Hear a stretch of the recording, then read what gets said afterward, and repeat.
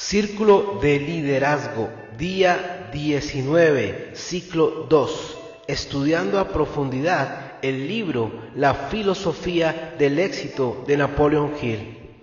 No lo olviden, nos reunimos todos los días para crecer y empoderarnos en pro de alcanzar nuestros sueños y metas y ayudarnos a ser seres humanos de clase mundial.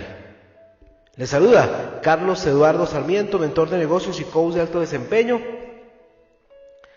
Estamos hoy haciendo el cierre. Hoy hacemos el cierre del capítulo 14 del libro La filosofía del éxito de Napoleon Hill y comencemos entonces la lectura de hoy. Aquí comienza entonces la historia del pensamiento organizado que queremos presentar en términos tan sencillos que hasta un niño pueda entenderlos. Reflexiona detenidamente porque nos estamos acercando a uno de los mayores milagros, el poder del pensamiento creativo, a través del cual uno puede traducir los impulsos del pensamiento a sus equivalentes físicos, económicos o espirituales. Si hay una parte de esta filosofía más profunda que cualquier otra es esta. Por aquí estamos tratando con la fuente real del poder que subyace a todo logro humano. El poder que a través de su mal uso a causa de nuestra ignorancia es responsable de gran parte de la miseria de la humanidad, el poder que trae el éxito o el fracaso en función de cómo se aplique. Permíteme transmitir la imagen a través de un símil familiar. Pongamos por caso que estamos tomando una foto física del poder del pensamiento, utilizando la mente como la placa sensible de la cámara y el hábito controlado como la lente a través de la cual se puede fotografiar cualquier objeto deseado. La placa de la cámara registrará cualquier objeto reflejado en ella por la luz proyectada a través de la lente. No elige, sino que registra todo lo que se proyecta sobre ella. Para obtener una imagen nítida, el objetivo debe estar bien enfocado y el objeto que hay que fotografiar debe estar inundado con la cantidad adecuada de luz. Todo esto depende de la destreza y precisión de quien maneja la cámara. Por eso, el operador trabaja con un hábito controlado. Ahora traslademos la escena de la cámara al cerebro humano, de modo que podamos observar lo mucho que ambos se parecen en su funcionamiento. El individuo elige el tema que desea registrar en las células de su cerebro, siendo el cerebro la placa sensibilizada de la cámara. Llama al tema su propósito principal definido. Desea que el cerebro capte una imagen clara de dicho propósito en todo su detalle para registrarlo y trasladarlo al subconsciente, que lo traduce a su equivalente físico a través de los medios naturales que haya disponibles. Procede, por tanto, mediante el principio del hábito controlado, a colocar en su mente consciente una imagen nítida de lo que desea. Día tras día repite esa imagen mediante el hábito controlado, pues reconoce, como siempre hace el pensador certero, que el impulso mental del pensamiento, a través del cual está pintando la imagen en su cerebro, debe recibir la cantidad necesaria de tiempo para, a través de exposiciones repetidas, registrarse como es debido. También debe ir acompañado de la proporción adecuada de luz, el sentimiento emocional mezclado con la razón, para que el cerebro pueda captar un esquema claro y todos los detalles del pensamiento. Al trasladar al cerebro una imagen clara de lo que uno desea que se traduzca a su equivalente físico, hay que dar 4 importantes pasos, todos ellos fáciles de seguir y sujetos al control individual. Estos son: 1. La adopción de un propósito principal definido. 2. La creación de un plan práctico para la consecución de dicho propósito. 3. Una alianza de la mente maestra con aquellos cuya capacidad o influencia pueda resultar necesaria para el propósito. 4. Acción inmediata y continua en la ejecución del plan. El pensamiento debe estar bien respaldado por el sentimiento emocional, siendo la emoción de la fe el más poderoso de todos. El pensamiento puede recibir este respaldo a través de la aplicación de 8 principios de esta filosofía. 1. Definición del propósito. Empieza con este principio adoptando un objetivo basado en una razón o deseo concreto para su consecución. 2. La mente maestra. Mediante este principio uno debe aliarse con personas con la educación, la habilidad y la experiencia necesarias para ayudar en la consecución de su propósito. 3. Iniciativa personal. Uno debe aplicar este principio tomando la iniciativa y llevando a cabo sus planes para alcanzar su propósito. 4. Visión creativa. Uno debe utilizar este principio a través de la facultad de la imaginación como ayuda para elegir los aliados de la mente maestra y construir planes ingeniosos para alcanzar su propósito. 5. Autodisciplina. Este principio debe aplicarse para garantizar que todas las facultades de la mente se organizan y dirijan hacia la consecución del propósito principal, así como para evitar que se abandone cuando las cosas se pongan cuesta arriba. 6. Fe aplicada. Este principio debe aplicarse para proporcionar al individuo la esperanza y la confianza en sí mismo necesarias para garantizar una acción continua en la consecución de sus planes, así como para ponerle en contacto con la inteligencia infinita a fin de que ésta le provea la sabiduría que necesita. 7. Una personalidad agradable. Este principio debe aplicarse como un medio para influir en los demás de modo que cooperen y vendan las ideas o planes del individuo con la menor resistencia posible. 8. El hábito de ir más allá. Este principio debe aplicarse como un medio para crear aliados amistosos y ganarse el derecho a solicitar la cooperación de los demás, colocándolos así en una posición en la que deseen cooperar. La aplicación combinada de estos 8 principios, cuando está respaldada por el pensamiento preciso, constituye un pensamiento organizado del más alto nivel conocido por la humanidad. ¿Cómo podría ser derrotado de forma permanente quien ha adquirido la capacidad de transmutar cada emoción, cada sentimiento, cada miedo y cada preocupación en una fuerza motriz positiva para alcanzar fines concretos? Esto es precisamente lo que el pensamiento organizado permite hacer. Organiza todas las facultades de la mente y las condiciona para la expresión de la fe. Los pensamientos son cosas, dijo el gran filósofo, y de nuevo, el pensamiento es el único poder sobre el que el Creador ha dado al individuo el control absoluto. Como buscador de la verdad, imagínate a ti mismo como alguien siempre capaz de reconocer los hechos, tanto los buenos como los malos. No te impresionan los rumores y eres el maestro de tus propias emociones, capaz de organizar tus pensamientos para la consecución positiva de tu meta. Piensa y repite esto varias veces al día. Yo soy capaz de organizar mis pensamientos y emociones en una fuerza motriz positiva orientada a mi objetivo. Yo soy capaz de organizar mis pensamientos y emociones en una fuerza motriz positiva orientada a mi objetivo. Yo soy capaz de organizar mis pensamientos y emociones en una fuerza motriz positiva orientada a mi objetivo. Yo soy capaz de organizar mis pensamientos y emociones en una fuerza motriz positiva orientada a mi objetivo. Yo soy capaz de organizar mis pensamientos y emociones en una fuerza motriz positiva orientada a mi objetivo. Yo soy capaz de organizar mis pensamientos y emociones en una fuerza motriz positiva orientada a mi objetivo. Yo soy capaz de organizar mis pensamientos y emociones en una fuerza motriz positiva orientada hacia mi objetivo. Yo soy capaz de organizar mis pensamientos y emociones en una fuerza motriz positiva orientada a mi objetivo. Y yo soy capaz de organizar mis pensamientos y emociones en una fuerza motriz positiva orientada a mi objetivo. Hasta aquí trabajamos lo que es la lectura correspondiente al día de hoy y acabamos de cerrar el capítulo 14. Ahora vamos un poco a sacar las perlas más importantes. Recuerden, siempre comprometidos con una meta, con un propósito personal definido, siempre con claridad de envisionamiento y de imaginación, viéndonos logrando esa meta, teniendo nuestro mapeo de sueños y todos los días conectados a hackear nuestra mentalidad del círculo de liderazgo, y luego nos vamos a la acción masiva consistente con nuestras 6 acciones de máxima rentabilidad, con nuestra hoja de enfoque y con los aprendizajes que estemos cada uno de nosotros en los programas que estemos, sin importar si es máximo desempeño personal, desafía tu destino, coaching comercial o el SAN, sistema de aceleración de negocios.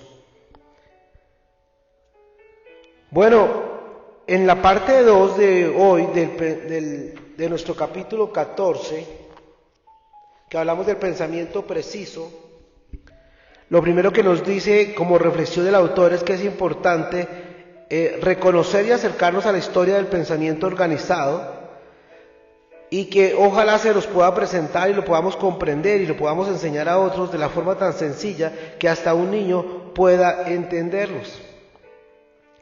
Nos recuerda y nos dice que el poder del pensamiento creativo es un gran regalo divino, es un gran milagro, y que el poder del pensamiento creativo es el camino por el medio del cual podemos traducir los impulsos del pensamiento a su manifestación física, económica o espiritual. Y me causa interés, y quiero llamar la atención a algo que el autor expresa, hablando en este capítulo, pero hablando en general. Dice, si hay una parte de esta filosofía, refiriéndose a los 17 principios del éxito, que es más profunda que cualquier otra, es esta, porque aquí estamos tratando con la fuente real del poder que subyace a todo logro humano. ¿Esto qué quiere decir? Primero, que volvernos expertos en pensamiento preciso, o volvernos expertos en tener claridad de pensamiento, es un proceso serio, es un proceso de aprendizaje continuo y permanente. Segundo, recordemos, solamente el pensamiento creativo bien manejado nos va a permitir transmutar cualquier impulso de pensamiento en su equivalente físico, económico o espiritual. Y obviamente el poder del pensamiento es aquel poder que subyace a todo logro humano. Que ese poder, que es el poder de la mente humana, que es el poder de la claridad o del pensamiento preciso, si lo usamos a nuestro favor, nos bendice; si lo usamos en nuestro contra, nos lleva a la ignorancia, a la masificación, a ser uno más del montón.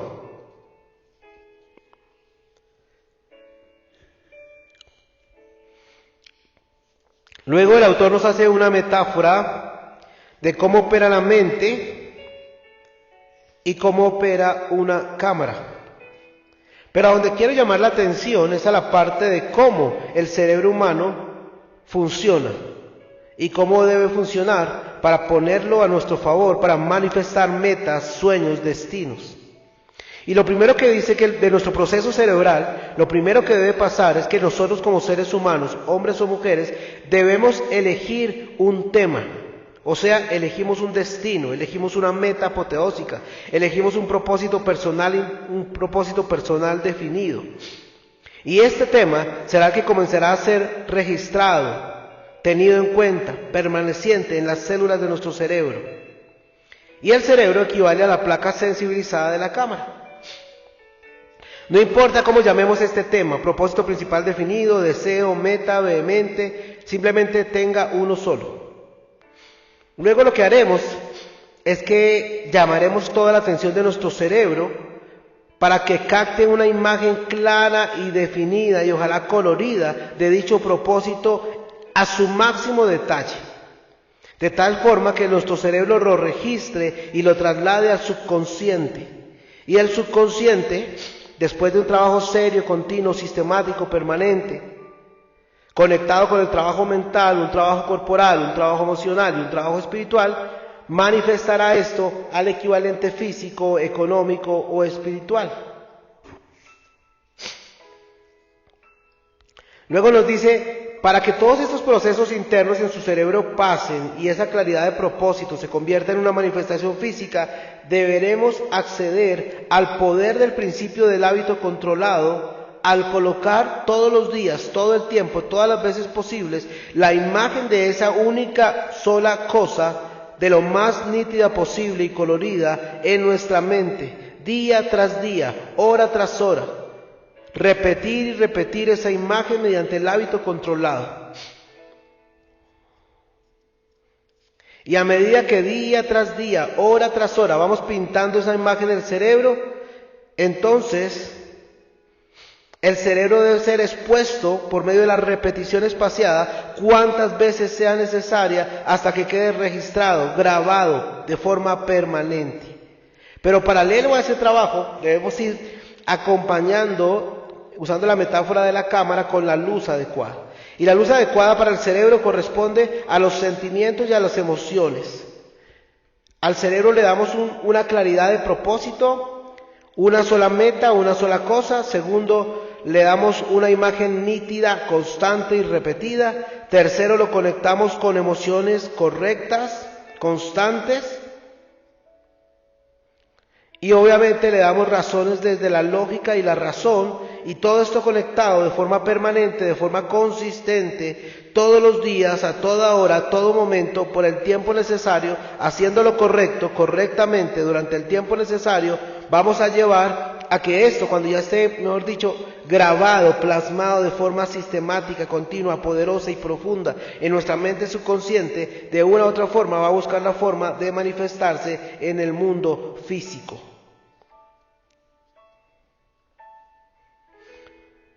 Y aquí vuelve y nos hace el énfasis de la repetición espaciada, de la claridad de propósito. Y entonces nos dice el autor, al trasladar al cerebro una imagen clara de lo que uno desea o de lo que usted desea, para que se traduzca a su equivalente físico, hay que dar 4 importantes pasos. ¿Cuándo hay que darlos? Todos los días. Y estos 4 pasos todos están conectados con el control individual, con el autogobierno, con el autodominio, con la autodisciplina. ¿Por qué? Porque hay que hacerla todos los días. ¿Quién lo debe hacer? Yo. ¿Quién elige hacerlo? Yo. ¿Quién promete hacerlo? Yo. ¿Quién cumple al hacerlo? Yo. Estos 4 pasos son: 1. La adopción de un propósito principal definido. 2. La creación de un plan práctico para la consecución de dicho propósito. 3. Una alianza de la mente maestra con aquellos seres humanos cuya capacidad o influencia puede resultar necesaria para alcanzar el propósito. 4. Acción inmediata y continua en la ejecución del plan. Y aquí vuelve y nos recuerda, todo el tiempo, de forma permanente, nuestros pensamientos correctos, enfocados en esa única imagen, en esa única meta, en ese deseo de mente, deben estar respaldados con emociones correctas. Pero nos recuerda que todo eso tampoco acontecerá si no le sumamos la última y la mayor de las emociones, y esa emoción mayor es la fe, porque es la más poderosa de todas. Y recuerde que la fe aplicada es una conexión diaria y continua con Dios. La fe aplicada es una continua relación con Dios Creador y con su palabra y con sus principios, declarando que aquello que pedimos sabemos que ya fue hecho, aunque no lo veamos, aunque no lo sintamos.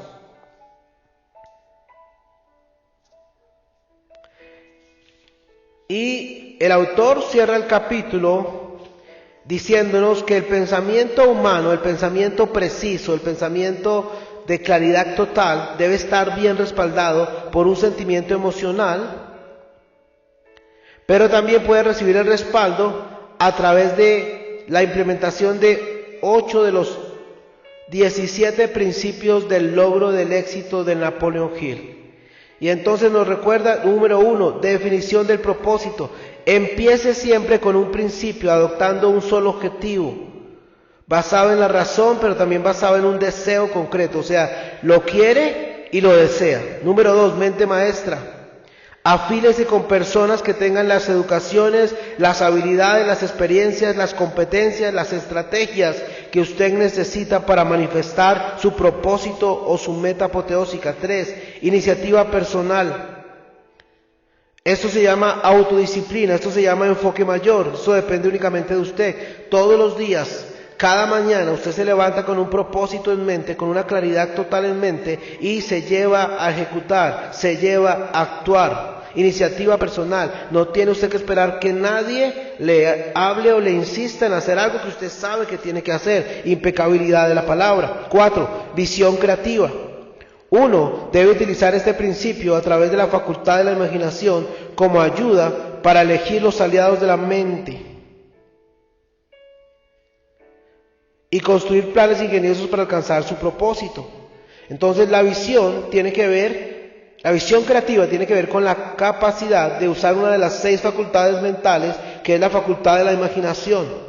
Y con esta imaginación vas a utilizarla para conectarte a la mente maestra, para hacer planes, para envisionarte, para diseñarte.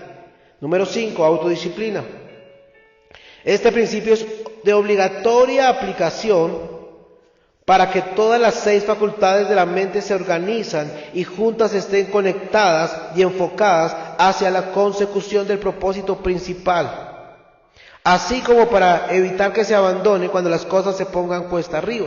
Entonces la autodisciplina nos va a ayudar a 3 cosas. Número 1, a desarrollar carácter en nosotros. Número 2, la autodisciplina nos ayuda a organizar, a ordenar, a conectar y a enfocar las 6 facultades de la mente para que trabajen a nuestro favor, a favor del propósito personal definido de la meta apoteósica. Y tercero, la autodisciplina nos va a ayudar y nos va a desarrollar un poder de resiliencia, un poder de adaptación tan alto que nos permita que sin importar cómo se pongan las cosas, vamos a ser capaces de volver a empezar, de volver a comenzar, de responder de forma proactiva ante el fracaso de las circunstancias o las condiciones. Número 6, fe aplicada. La fe aplicada tiene que ver con el conector espiritual. La fe aplicada tiene que ver con la capacidad del humano de conectarse todos los días con su Dios creador y sus principios a través de la oración, rezar o meditar y estudiar los libros sagrados. La fe aplicada nos ejerce un gran regalo maravilloso que todos necesitamos y tiene que ver con la esperanza de futuro y la máxima confianza en nosotros y en lo que queremos y en la voluntad de Dios, la voluntad del Creador para nosotros, lo que nos va a llevar a que tengamos una acción continua y consistente en pro de nuestros planes y nos va a acercar a los maravillosos planes de Dios. Séptimo, una personalidad agradable. Definitivamente debemos estar constantemente desarrollando la mejor de las personalidades para poder conectarnos y poder poner a nuestro favor y poder traer como aliados a personas extraordinarias. Octavo, el hábito de ir más allá. Este principio debe aplicarse como un medio para crear aliados y ganarse el derecho a solicitar la cooperación de los demás.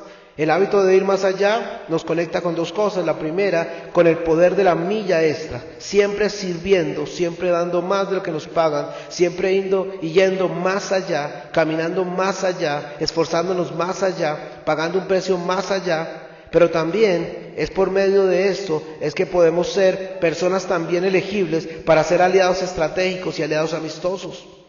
Cuando soy una persona que sirve, cuando soy una persona generosa, cuando soy una persona que camina la milla extra, va a ser más fácil hacer convocatorias para llamar aliados, para llamar personas a que cooperen con nosotros y ellos querrán cooperar porque reconocen en nosotros también un aliado estratégico para ellos.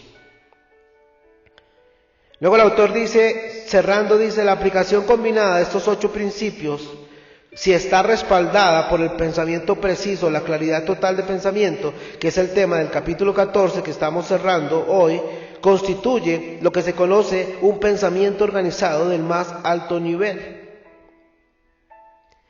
Y dice que de una u otra forma se vuelve tan poderoso esto que ningún ser humano que tenga este pensamiento organizado del más alto nivel podrá ser derrotado de forma permanente.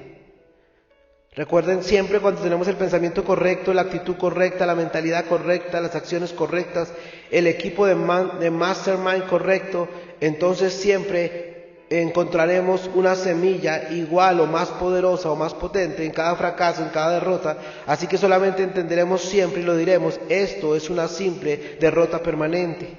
Y entonces, si hemos hecho el trabajo serio hasta acá y no se ha quedado solamente en palabras, sino lo hemos llevado a la acción y le hemos colocado cuerpo, entonces tendremos hoy la capacidad de transmutar cada emoción, cada sentimiento, cada miedo y cada preocupación y la convertiremos en una fuerza motriz positiva que nos llevará a que sí o sí alcancemos nuestros fines concretos. Así que en últimas, como resumen, recordemos qué hace el pensamiento organizado. El pensamiento organizado, 1, organiza todas nuestras facultades mentales. 2, las condiciona para manifestar la fe.